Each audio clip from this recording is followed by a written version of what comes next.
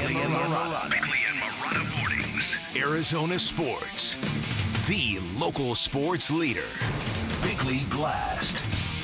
I'll make a confession. There have been many nights in recent months when watching the Suns has been a drag, a slog, a job. Nights when they were a disconnected mess of uninspiring, non-entertaining basketball. And then there's the first half of the last two games. Games that seem to reveal a team trying to break through. A team active on defense, fast-paced and cohesive on offense. And get a load of this, a team actually pleasing on the eyes and fun to watch. And then the second half against Minnesota happened, and the Suns revealed who they really are, bumping their heads on the low ceiling overhead. It wasn't just the 18 points they scored in the third quarter.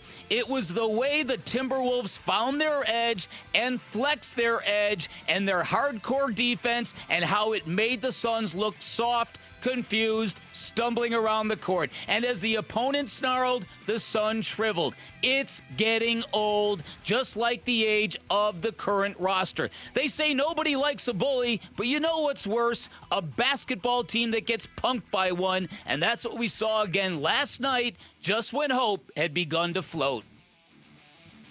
All right, today's Bickley Blast brought to you by my great friends at Chapman BMW, who make luxury attainable. Find them online at chapmanbmw.com. I mean, he's very dynamic. I felt like, some of his, rim attacks, were out of pick and rolls, and at times we're up and, he was able to split the pick and roll, so we're getting screened and the bigs are up and aggressive and, he was able to find some cracks in that. And other times, transition, things like that, he got to the rim. So you always got to take the individual pride. We got to be good on him, but the stuff around it's got to be solid. And, he found a way. He found some opportunities to get to the rim. That was Mike Budenholzer, another issue the Suns had getting to the rim against the attacking Minnesota offense. There was a lot of things to point to as frustrating for the Suns last night. But, you start with, we haven't even touched on this yet. The Suns got good news on the injury front. They had two players on the injury report, and Kevin Durant was one of them. Yeah. And he played. And Kevin Durant played well. Yeah. Like I said, the first half, real quick, the observation, I couldn't believe how good KD's handle was. Mm-hmm. He had a couple of crossover dribbles that shook fools, and I'm like, wow, at age 36, this is really impressive. And same with Book. I thought Book was flying around the place like I haven't seen him in a long time. But you remember the whack-a-mole example I brought up? I do. It's like the Suns hit the mallet on the head of the mole, and it goes down, but another one pops up. Kevin Durant played 39 minutes and 51 seconds of basketball last night, scored 33 points, 13 of 19, 7 assists, 4 block shots, 0 turnovers. But guess what? Kevin Durant used that mallet to hit that mole, and the mole popped up and applied those turnovers to Devin Booker. 9 turnovers. Yes. Yeah. Yes. And many of them bad, and many of them led to breakouts and dunks and very little. And you see what happens, these bad soft passes, and the team just hangs their head and nobody sprints back. And it just was very, very frustrating because I really, honestly, it was such a base observation, but I've really felt like this is compelling to watch. I'm into this team now. I'm like, really, I can watch this. And that ended in the second half just because when the Timberwolves found that other gear, that hardcore defensive gear, and got up into the Suns, the response was pathetic. Mm-hmm. That's my take on it. And so, and again, almost non-existent, really. Yeah. And Devin Booker in 9 turnovers. You've got to ask yourself again, what are we doing here? This team brought in 2 point guards, not 1, 2. Utah, 2, and the assumption was, okay, good.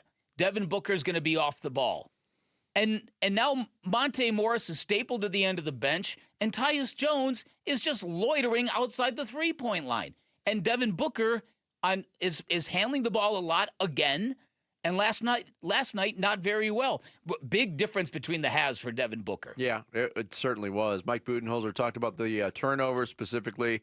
in that disastrous third quarter. Yeah, I mean, I think within the questions, the turnovers is something that it sometimes just leads to easy baskets for them too. So it's not only do we not get the shot on goal, at times the live ball turnovers are leading to easy baskets. So we got to look at it. We got to find a way to be better. Try and avoid those stretches. I mentioned Nickeil Alexander-Walker coming off the bench, and if you remember back to the playoff series, it was a domination by Minnesota in that playoff series last spring. But for the most part, I thought it was like the role players. I mean, their star players played well in that series. Their role players, like Jaden McDaniels, was great. I thought he was really good again last night. Nickeil Alexander-Walker skewed the Suns last night. Yeah. Skewered them with those three-pointers. Was left alone a lot, especially in the corner. He hit 5 of them, a lot of them crucial. Here was Mike Budenholzer on that. The one that probably hurts is he banks one in, and then all of a sudden, it feels like the basket was big for him. Edwards commands a lot of attention, and then Gobert roll into the basket. So, I wouldn't say mistakes necessarily. It's just, Edwards commands a lot of attention, and you got to make rotations. You got to be in 2 places at once, and sometimes guys are going to get some shots. So, credit to them. We got to find a way to be better. I had a buddy last night, and this is an interesting point. At this point, you pretty much know what you're going to get from Kevin Durant, Devin Booker. Bradley Beal's been a bit of a crapshoot this year. But when you talk about the inconsistency of the role players for the Suns, it is certainly an issue. You don't know what you're going to get from those guys from night to night. No. And he termed it, this team is only as good as Royce O'Neal and Grayson Allen play. And last night, neither one of those guys was very good. That's a very good point. Yep. On the nights they shine, it's like everything has to be perfect. You've said that many times. Yeah.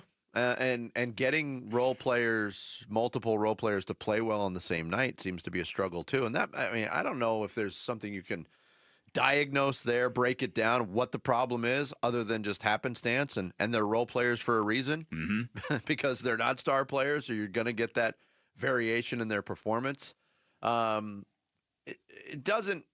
Last night doesn't completely wash away what they had accomplished in their previous 10 games, certainly in the 3-game winning streak and certainly in the Clippers game, but it went a long way because, like I said in the splash with the Groundhog Day feel of it, it's the same issues that just keep popping up. And I don't know if they don't make a trade at the deadline or change the complexion of this team, I don't know if it's fixable. But I also, if they do make a trade, I don't know if it's fixable. Yeah, it just might be ingrained in this group. That's the dilemma. That is truly the dilemma, and that is why I'll be very clear about this. I waffle. I see all the potential disasters and long-term nightmares if they go down the Jimmy Butler road and it doesn't work. But at the same time, just the culture of this team, I can't believe we are watching the same issues with everything that's been done. And at some point in time, you've got to go right to the top of this basketball team and say, how coachable is this group? How receptive is this group? We mentioned Mike Budenholzer and his responsibility here. Not talking to a member of your team for 2 months is not cool. If that's what Jusuf Nurkic claimed, that's not cool. Wasn't cool when Monty Williams did it. It's not cool when he's doing it. It's not what a coach is paid to do. You're paid to deal with problems and confront problems and communicate. You should be frustrated with a certain player. That's right. That's right. And the idea, what are you doing with these point guards? What if they were so important? Why are they not being used like point guards? Yeah. Thanks for watching Bickley and Marotta. Click to see the latest Bickley Blast and hit the button in the middle to subscribe to Arizona Sports.